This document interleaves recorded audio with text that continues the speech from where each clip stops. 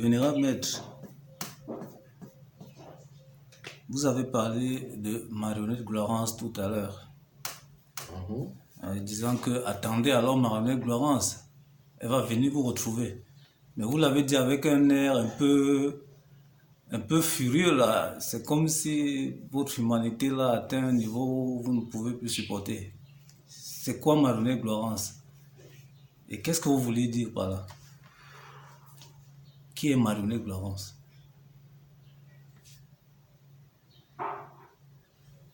Bon, Marionnette Glorance est la mère de l'humanité. Marionnette Glorance est la mère de l'humanité. C'est elle que vous appelez Marie dans l'Église catholique. La mère de mon âme supérieure.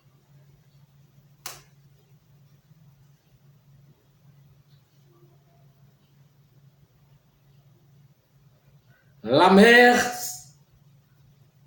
du Fils de l'humanité.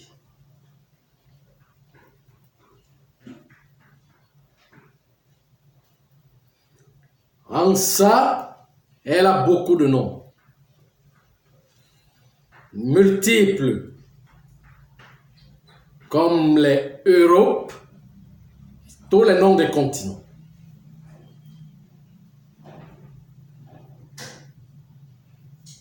Puisqu'en réalité, il y a seulement deux continents. Le continent blanc et le continent noir qui fait un seul corps qui se transforme de 6 fois. Maintenant, dans le nom sacré, Marionnette Glorance est appelée Ia Ma'at. Ia. Ia veut dire la planète, puisque la planète vient du grand rocher, le rocher de tous les trésors, qui se décompose. Ma'at veut dire c'est lui qui porte les alliances, l'alliance universelle. Maïa, c'est de Maïa qu'on nous relie pour donner le nom Maya, qui ne veut pas dire l'illusion, comme les gens pensent, ou disent, ou définissent, mais Maïa, qui veut dire l'alliance, mère du rocher.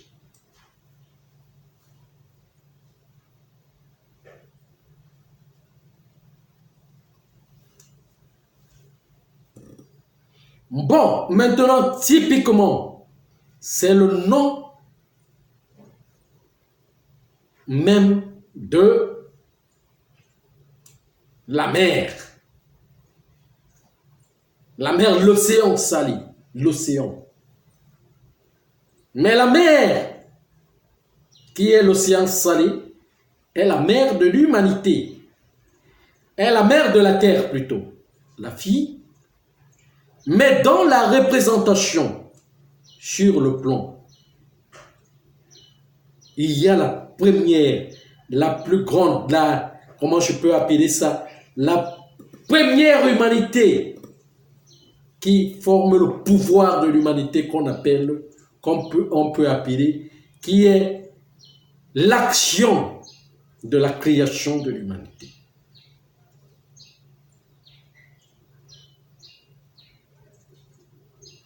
Qu'on ne peut même pas appeler humanité angélique ou archangélique, mais qu'on appelle l'humanité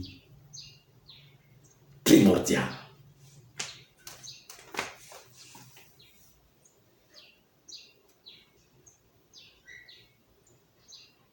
Là, le nom auquel le premier humain a le devoir de prendre le nom de Dieu, des attributs.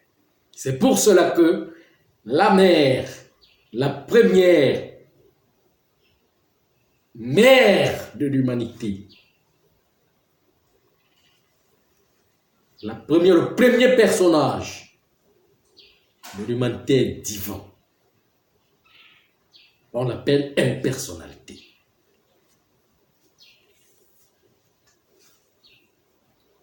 C'est à partir d'elle que se crée la monarchie, parce qu'elle est la mère, la souveraineté des trésors. C'est elle qui signe pour que les trésors soient libérés. Les fabricants sont des grands génies et le trésor est libéré par sa signature. Donc le pouvoir de la terre. La diligence de la terre, la diligence des trésors.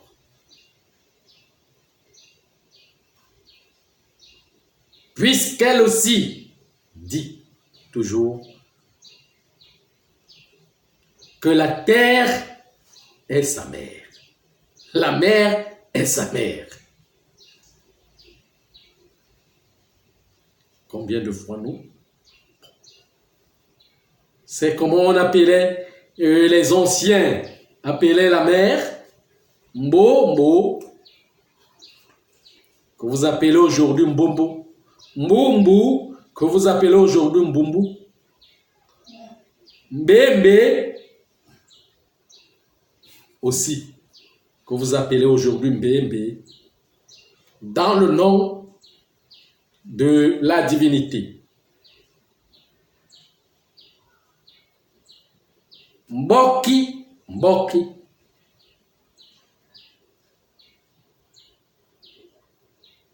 Ikombok, Ikombok, Mbok, Mbok. C'est de cette enceinte que sortent les noms, comme Samba, que vous appelez Nzamba, aujourd'hui. Nsambi, que vous appelez Nzambi.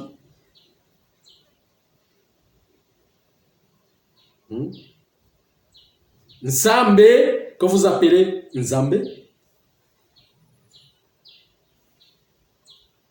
Vous voyez, les Amba, que vous appelez aujourd'hui Nyambe. Nyambe, Nyamba, Nyambe.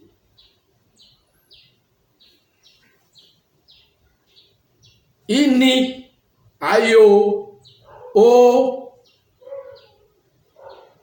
Nsawa.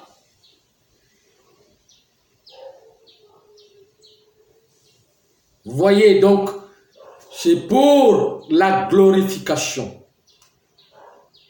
Mais vous savez pourquoi le nom marionnette sort? Marionnette veut dire humilité. C'est lui qui est humble plus que tout. C'est lui qui est humble plus que tout, s'humilie pour tous. C'est pour cela qu'on appelle marionnette. Le plus humble s'humilie pour tous. Et s'humilie comporte l'humiliation et fait traverser dans l'humiliation pour obtenir la gloire. Se rabaisser pour que la nature t'élève. Vous voyez donc tous ces composants que je suis en train de citer. Vous comprenez ce que je suis en train de dire? Voilà. Il faut enlever, il faut lutter contre votre peur. C'est la peur. On a inculqué, on vous a donné une éducation qui n'anime que la peur en vous. Même la mort, ce n'est pas nous qui l'avons créée. On n'a pas créé de mort. C'est faux. C'est un faux. C'est un enseignement qui est faussé. Ce corps est appelé à mourir. Il est fait, il a été fabriqué, il a été créé pour mourir. Et il y a un autre corps qui est créé, qui n'a pas été créé même, mais qui se fabrique avec l'énergie solaire, qui connaît la mort mais ne meurt pas. Vous avez créé la mort avec quoi? En quoi? Avec quoi? Vous êtes des créateurs pour créer des choses, pour créer quelque chose, pour couper la vie ou pour donner la vie. C'est celui qui donne la vie qui coupe la vie. Mais la vie ne se coupe pas puisqu'elle continue dans l'âme. Vous voyez ce que je suis en train de dire? Et alors, donc, le premier corps pour le devoir de la formation de la petite âme qui revient, qui vient comme une cellule, l'on l'attribue d'abord le corps immature, le petit corps qui le porte dans son évolution. Ah bon, ok, voilà. C'est vous qui avez créé la mort. Donc, il y a un certain temps où vous allez, comment je vais dire, vous allez réparer cette erreur que vous avez faite pour créer la mort et faire en sorte que la mort n'y soit pas et que vous soyez avec ce corps, vous vivrez sans plus mourir. Bon, je veux voir ça. Je ne nie pas. J'ai aussi, comment je vais dire, le temps nous dira, parce que moi j'ai besoin du temps. Et je peux patienter jusqu'à toute la vie, parce que je vivrai toujours. Pour attendre ce que vous êtes en train de me dire. Pour voir cela. Qu'il y a un jour où vous allez réparer vos erreurs et vous n'allez plus mourir. J'attends cela. Je veux voir. Je veux que tout ce que les impérialistes, les colonialistes, les esclavagistes ont appris aux humains, ont mis comme Bible, et tout cet enseignement le prouve, apporte les preuves avec le temps. Nous sommes là, on ne va pas, même si on quitte ce corps, on se retrouvera, on sera ensemble. J'ai la conviction qu'on sera toujours ensemble. Je veux voir ça, que dès que le péché est nettoyé, on vous sauve du péché, vous vivrez avec ce corps. Vous ne mourrez plus jamais.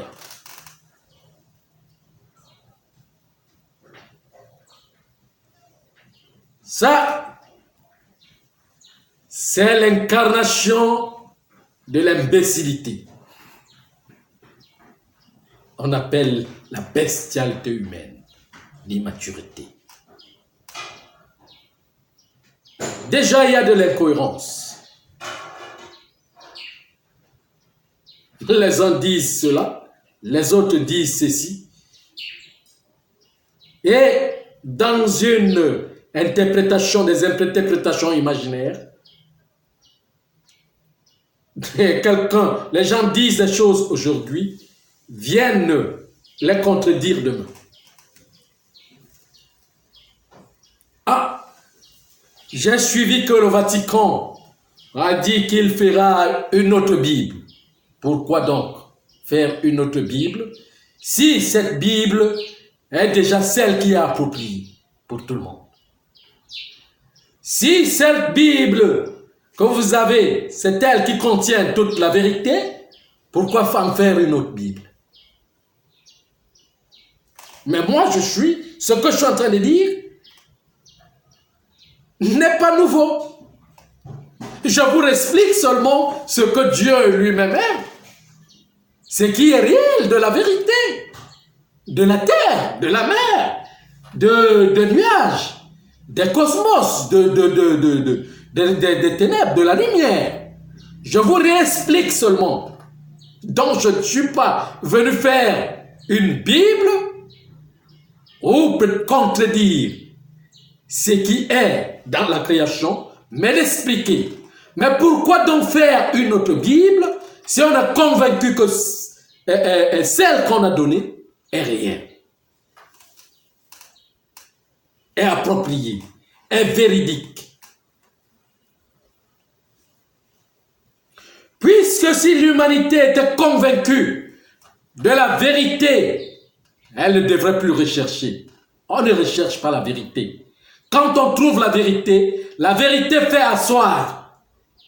C'est ça la royauté. La royauté est l'assise auquel on s'assoit. Auquel on s'assoit. Les principes sont les assises.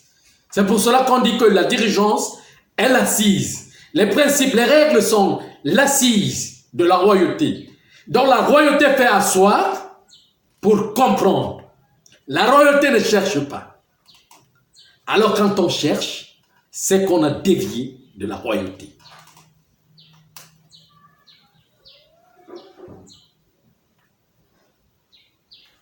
C'est ça, la grande clarté. Il faut entrer dans la grande imagination, dans la grande création. Il faut comprendre ces choses dans la vérité fondamentale, pas dans l'idéologie humaine. Non, nous voulons encore faire une autre Bible. Pourquoi? Si celle-ci, si déjà on trouve que celle-ci. Bon, mais avant donc de faire une autre Bible, dites donc pourquoi. Dites au peuple pourquoi vous voulez faire une autre Bible. Dites-leur que nous ne sommes pas convaincus de ce qu'on a donné comme Bible. Nous voyons qu'on a fait fausse route et nous voulons faire une autre Bible. Bon, maintenant, faire donc une autre Bible, c'est encore une idéologie auquel on va encore heurter la pierre, heurter devant. Puisque la Bible lui-même, elle a la connaissance de Dieu. Mais la Bible de Dieu, c'est quoi? C'est ce qu'il crée. C'est son écriture. Son écriture représente des nuages, le voyage. Son écriture représente la végétation. Son écriture représente les montagnes. Son écriture représente la roche, les pierres. Les rochers, son écriture représente les rivières, les fleuves, l'océan. Son écriture représente les lacs. Son écriture représente les cosmos. Les soleils sont ça, son écriture. Qui écrit son corps? Quelle Bible vous avez besoin? C'est Dieu que vous recherchez?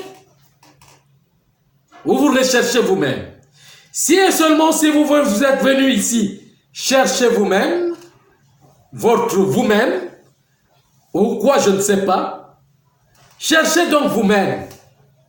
Mais seulement, sortons dans Dieu pour créer notre univers. Mais je ne sais pas si et seulement si nous sommes des créateurs. Si donc nous ne sommes pas des créateurs, suivons le Créateur et la création et sa création. C'est ça qui est réel. Ça n'a pas d'individualité. Mais là, à ce moment, l'océan est infini, très vaste, auquel toutes les populations peuvent consulter. Nous avons de l'espace. L'espace n'en manque pas. Mais c'est parce que les uns veulent prendre tout. C'est pour cela que la mère viendra reprendre tout. Elle reviendra reprendre son espace parce que c'est elle qui a créé cet espace. On ne dirige pas, on ne commande pas la nature. C'est la nature qui nous crée, nous dirige, nous commande et nous amène. De quel Dieu parlez-vous? Moi, je ne comprends pas. De quel pouvoir, de quelle puissance parlez-vous? Vous venez sur terre, on vient sur terre, on fait la vie, on fait notre vie, pour quelque temps on repart. Mais l'univers est ici depuis des milliards d'années.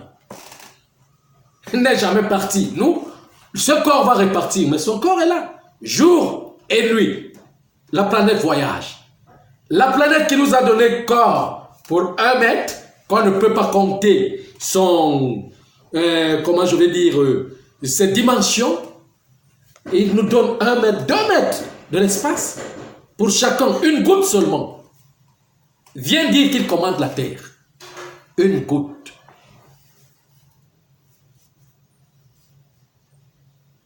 Que même si on donne le plat de nourriture qu'on peut donner ne pèse pas du tout. Plus de 2 kilogrammes. Dit qu'il commande la terre. Qui le porte? Dit qu'il commande l'air, qui le nourrit.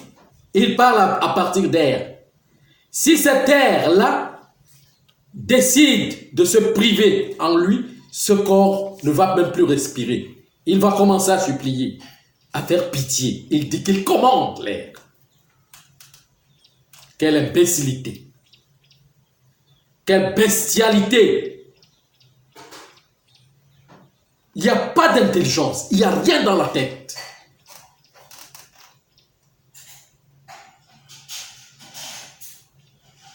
Tu dis à celui, tu dis que tu commandes celui qui est capable de te tuer à tout instant, de faire de toi tout ce qu'il veut à tout instant, tu dis que tu le commandes.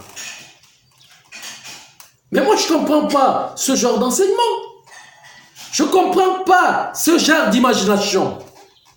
Il n'y a pas d'humilité. Il n'y a pas l'humiliation. On ne s'humilie pas devant la nature.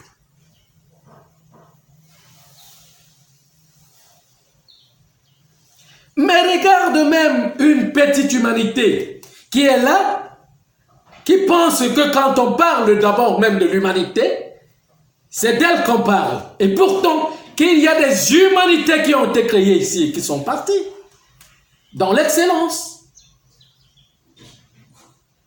pour aller dans les félicités. Elle pense que... Mais c'est ça même un enfant. Quand un enfant part, tu amènes un enfant au jardin maternel, lui, cet enfant pense que là où tu l'as amené, c'est là où l'école a commencé. Donc c'est, quand lui il a porté le vêtement pour aller à l'école, c'est ce jour-là que l'école l'a ouvert, ou a commencé. C'est ça sa limite, c'est ça sa compréhension, son niveau est là. L'enfant, son niveau est là, au niveau de l'enfance. L'enfant ne peut pas voir loin. L'enfant voit comme il veut, comme des choses sont. Mais la plus grande propriété de l'enfant, c'est que son cœur n'est pas changé. L'enfant vit au jour. Ce qu'il voit, c'est ça. Il ne connaît pas compter de l'argent, de ceci, de cela, non. Il vit ce qu'on lui donne avec ça. Il compte sur sa mère. Son père et sa mère sont des héros pour lui.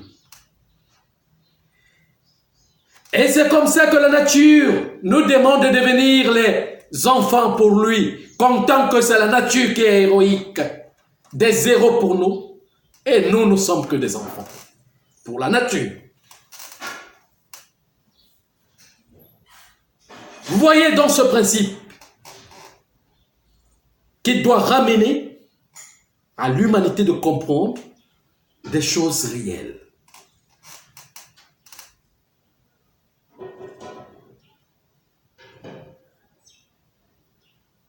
C'est ça. C'est ça la grande imagination. C'est ça la consécration. La fraternité, c'est redonner son cœur à la nature. Si et seulement si vous prenez votre cœur, vous donnez aux humains, ils vont le déchirer. Donnez votre cœur à la nature. Faites l'amitié avec la nature vous enverra ses amis qui sauront comment marcher avec vous et qui connaissent l'humiliation et savent s'humilier. Qui connaissent demander les excuses quand ils ont faussé. Pourquoi? Parce que la nature enseigne cela. Mais si vous vous donnez plus que vous prenez votre cœur, vous le donnez aux humains. Vous prenez votre cœur. Les politiciens prennent le cœur et ils donnent aux loges aux autres humains. Dans les dirigeants, les politiciens, c'est comme ça que aussi ceux qui font des affaires et tout, dans l'industrie et tout, ils prennent leur cœur et donnent aux dirigeants. Le peuple aussi prend son cœur et donne aux dirigeants. C'est ainsi même dans les ménages, l'homme, la personne humaine, le mâle, prend son cœur et donne à la femelle. C'est tout. Le mari prend son cœur et donne à sa femme, et sa femme prend son cœur et lui donne. C'est tout. La nature est bloquée, personne ne donne son cœur à la nature. Et pourtant, c'est la nature qui crée. Et c'est elle qui continue toujours à créer. Si la nature décide de vous séparer, donnez votre cœur comme vous voulez, elle va vous séparer.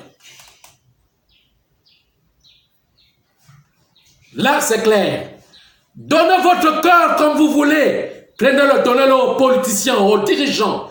Et il va vous séparer. Que les dirigeants donnent leur cœur aux loges. Et il y aura séparation. Puisque vous avez formé des sectes. Prenez votre cœur, donnez à votre épouse. Et pour prendre ton cœur, donne à ton épouse. La nature va vous séparer. Prenez votre cœur, donnez à la nature. La nature seule connaît comment vous lier tous ensemble. Si et seulement si vous prenez votre cœur et vous donnez à la nature, tout le monde sera en train d'être aimé par tout le monde. Et l'amitié sera renouvelée dans la fraternité blanche. La loge est noire, mais la fraternité est blanche. Pour retrouver la fraternité, il faut réallumer, il faut illuminer la loge. Il faut illuminer la loge. Je dis bien la loge est noire. La loge n'est pas blanche. La loge est noire. Mais la fraternité est à l'intérieur de la loge. Mais vous, quand on vous montre même les couleurs, vous portez les couleurs. Les couleurs, le noir et le blanc. Le blanc est à l'intérieur, le noir porte le blanc. C'est le blanc qui est à l'intérieur. Et le noir est à l'extérieur. C'est la couleur traditionnelle. Pour dire quoi? Pour dire que c'est le blanc qui est à l'intérieur. C'est la fraternité. Pour retrouver cette fraternité, il faut illuminer la loge. Parce que la loge est noire. C'est ça la réalité.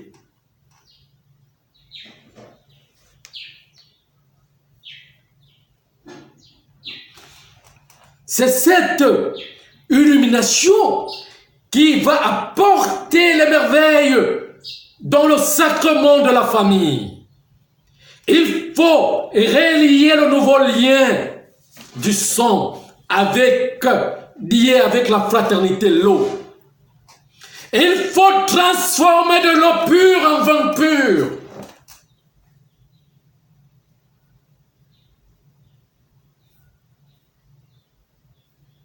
C'est ça la sémence de la vie. Il faut renouer les plaquettes en soi. Ces plaquettes-là qui vont prendre les cellules supérieures pour ramener dans la réalité de la vie supérieure. Il faut régénérer les âmes.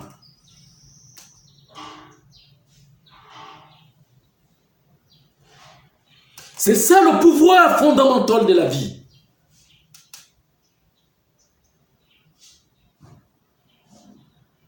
C'est ça qu'on appelle l'absolution.